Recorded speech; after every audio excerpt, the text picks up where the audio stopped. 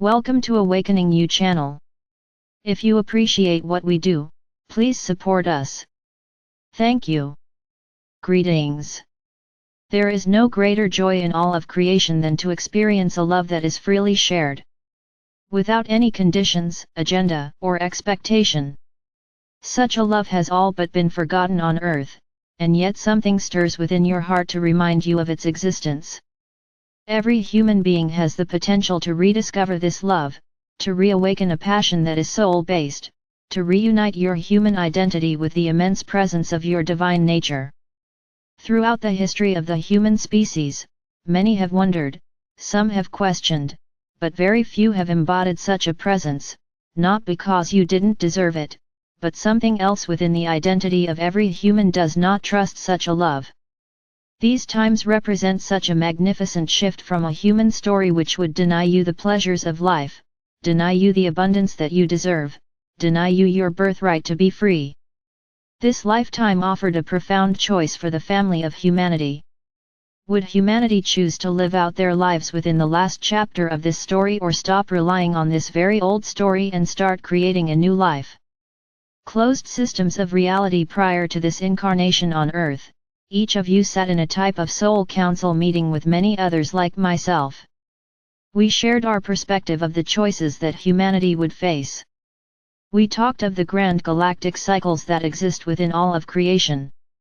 We reflected on the nature of these cycles, the beginning or birthing stage, the potential for expansion and growth, and or a completion stage. These cycles honor the eternal gift that was given to every soul.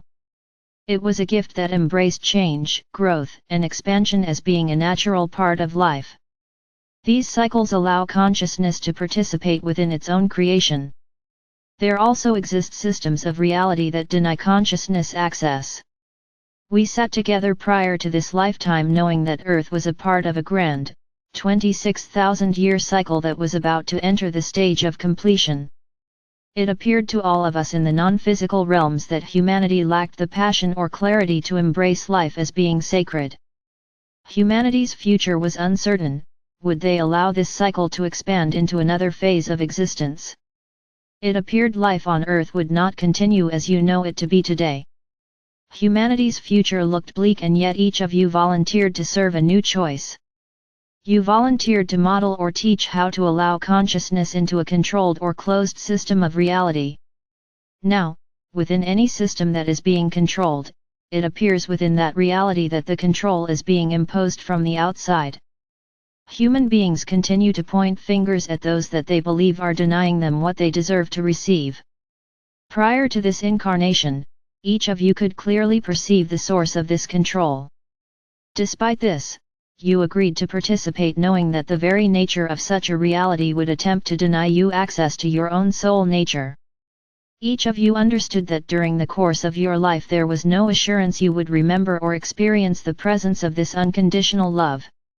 Those of us that stayed behind agreed to do everything in our power to remind you of why you volunteered to be here. You accepted the conditions of life on Earth and still chose to be here. The potential for change was very small. Humanity would need to once again value life in a way that would allow consciousness to coexist within this closed system of reality. Such a choice would free humanity from the endless cycles of oppression, injustice, and denial. As we speak of Earth, do you recall the thick clouds of despair that circled around this planet? Do you recall the few points of light that acted as portals for love to enter? As we looked at this planet, you could clearly see it wasn't a group of ets controlling life on Earth. It wasn't any particular government, religious organization, corporate entity, or military power controlling life on Earth. They all played a part, of course, but none of these were the source of the control. It wasn't any race of beings, a certain gender, or a particular culture. As we sat together in Soul Council, you saw consciousness was being denied access to its own creation by the mind, the human mind. Long ago, the mind of the human believed it could exist without the presence of consciousness and declare itself to be the creator of its own reality. This was a very bold step, and it dramatically shifted the course of the human species. The mind, living outside of the presence of an unconditional love, sought recognition outside of itself. The story of the human mind is supported by its need for power, conquest, and control, and of course it doesn't like to be reminded of the reality it has created. The human mind quickly denies the part it played in creating all of the suffering, injustices, and betrayals. It is a creator that has yet to learn to take responsibility for its own creations, for it fears of being judged as harshly as it judges itself. The human mind has long forgotten the attributes of the divine mind. Until now. The new souls I, Michael, speak to you now while sitting in council with another group of souls. Like you, these souls have chosen to incarnate as a human being. Unlike you, many of these souls have never tasted physical reality. The only reason they are considering this opportunity is because of you. Your willingness to examine the mind's control has inspired them to look at Earth. You have demonstrated that opposites can coexist. We know this hasn't been easy or comfortable, and it certainly is not for the faint of heart. You have modeled, in your own unique way, how to resolve a polarized, dualistic relationship that impacts all of life. Your devotion is truly rare. Your ability to trust in the unknown qualities of your own consciousness is almost unheard of, and you still wonder why we insist on kissing your feet. You accomplished the unimaginable. Despite all the conditions you inherited, you turned to your conditioned mind, acknowledged its control issues, and began a profound healing process. As I, Michael, sit in council with these new souls, we are witnessing a planet that is very different from the planet you saw. The energy around Earth is no longer closed or contained. The grand, galactic cycle that appeared to be ending has shifted into an expansive mode. It appears to us that you simply opened the window, let life in, and now you can breathe again. Like a breath of fresh air, new possibilities are now springing up everywhere. As you breathe this new life into your body, you begin to imagine new possibilities for yourself. New insights replace the lack of hope and despair that was suffocating your spirit. New appetite. You patiently taught your mind how to be in receivership. For most of you, this was introduced as a healing practice. The intention was to open a door within your heart that would allow consciousness to once again participate in this reality. As you learned to trust in your receiving abilities, your mind began to experience the overwhelming presence of an unconditional love. Your mind experienced a love that acknowledged the reality of this closed system without judgment, with compassion, and with a solution for every problem the mind had created. With consciousness now in your life, the old story has nothing to feed on. Old habits could not fulfill new dreams. As you trusted more and more in the mysterious presence of consciousness, you discovered a new appetite for living. You discovered a sincere joy that was having its way with you in every aspect of your life. Now, each moment represents a choice to be free or to allow your mind to dictate what choices should be considered. Many of you have already made that choice and have been practicing staying connected to the moment with a newfound devotion. You discovered from this simple practice that consciousness only exists in the moment.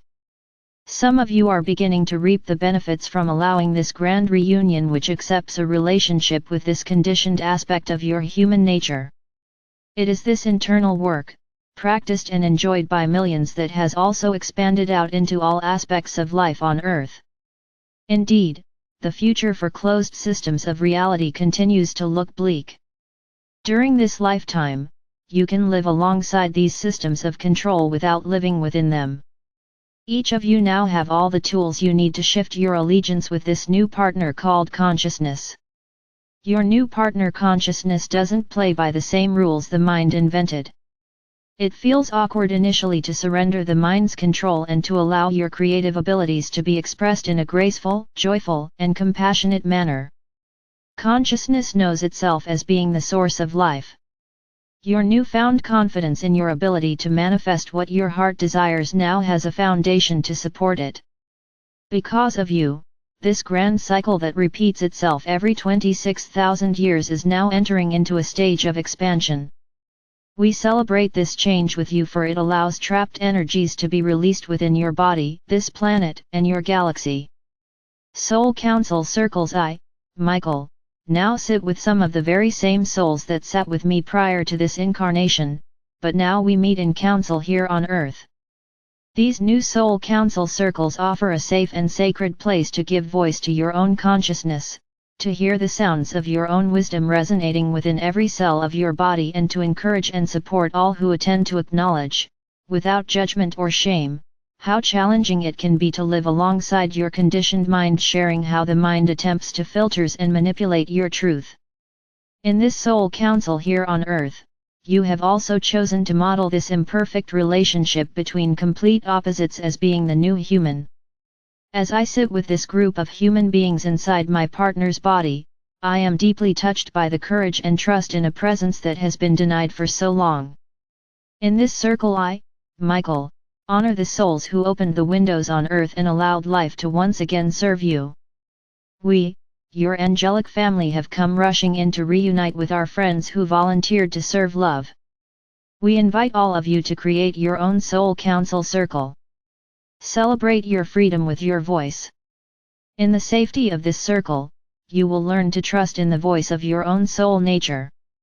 As that voice becomes familiar, you will begin to share not only the energy but the words that follow the energy in all of your relationships. A new relationship, I, Michael, can now serve you in a new way. Humanity still calls out to the legions of angels under my guidance, asking that we provide for them what they lack within themselves. It was a role we agreed to play within this closed system of reality. Now that you have opened the windows, you truly don't need me to be your angelic bodyguard. There are countless bridges you will cross in your life that will eventually lead you back to yourself. Each bridge within this closed system will entice you with a variety of spiritual toys that will indeed entertain the mind. Your heart has no passion for playing games, it becomes bored and restless with all the ways you pretend not to be a creator. It acts as a sacred portal for your own magnificence. The presence of consciousness, the source of life, changes everything. Embrace me, dear human, as your equal, one who enjoys serving the creators of life. How may I serve you? Together, we now face a human family that is just beginning to question their reality within this closed system. There will be a lot of finger pointing, but eventually they must face the same dilemma each of you experienced. The control begins from within, and from within is where the change must begin. You have prayed, meditated, and demanded that the presence of consciousness make itself known on Earth. Now that your mind is so exhausted from resisting, you can feel your life being touched by love once again. Remember, dear souls, she does not force herself upon anyone, she comes into your life because you allow her in. The vast majority of humanity has yet to experience the presence of consciousness. You now serve your human family by first serving her. I would be honored to share that experience with you by blending and merging my collective presence with your own. I have carried the sword of truth for a very long time.